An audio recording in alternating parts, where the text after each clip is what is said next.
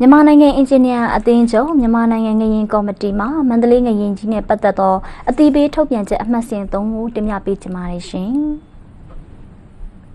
မြန်မာနိုင်ငံအင်ဂျင်နီယာအသင်းချုပ်မြန်မာနိုင်ငံငရင်ကော်မတီအနေနဲ့ငရင်တန်းခန်းစားခဲ့ရတဲ့အဆောက်အအုံများကိုအခြေအနေကိုစနစ်တကျစစ်ဆေးစီစစ်မှုတွေဆောင်ရွက်ရန်အတွက်စိတ်ပါဝင်စားသူလှုပ်အားပေးလိုတဲ့အင်ဂျင်နီယာများအား2025ခုနှစ်မတ်လ29ရက်နေ့မှာဖိတ်ခေါ်ခဲ့ပါတယ်။အဲဒီလိုဖိတ်ခေါ်ရမှာတော့စည်ရင်ပေးသွင်းသူလှုပ်အားပေးအင်ဂျင်နီယာစုစုပေါင်း2062ဦးအထိရှိတာကိုတွေ့ရှိရပါတယ်ရှင်။ဒါဆိုရင်ညီမလေးဒီအတိပေးချက်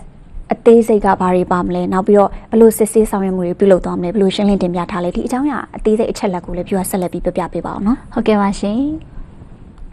အသိပေးထုတ်ပြန်ချက်မှာပထမဦးစွာမန္တလေးငရင်ကြီးကြောင့်အဆောက်အုံထိခိုက်ပျက်စီးမှုများကိုအကဲဖြတ်စစ်ဆေးရန်အတွက်စေတနာအလျောက်ပါဝင်ကူညီလိုတဲ့လုံအားပေးအင်ဂျင်နီယာများရဲ့စိတ်အားထက်သန်မှုနဲ့စေတနာအတွက်ကျေးဇူးတင်ပါကြောင်းပထမအပတ်စဉ်အဖြစ်နေပြည်တော်ရန်ကုန်မြို့မန္တလေးမြို့အစရှိတဲ့မြို့ကြီးတွေမှာတာဝန်ခံအဖွဲ့များဖွဲ့စည်းက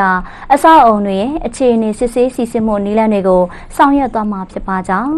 ဒါကြောင့်တာဝန်ခံအဖွဲ့များမှတစဉ်ရွေးချယ်ထားတဲ့စည်ရင်းပေးသွင်းထားသူလုံအားပေးအင်ဂျင်နီယာများကိုဓာတ်ရိုက်ဆက်သွယ်ညှိနှိုင်းသွားမှာဖြစ်ကြောင်း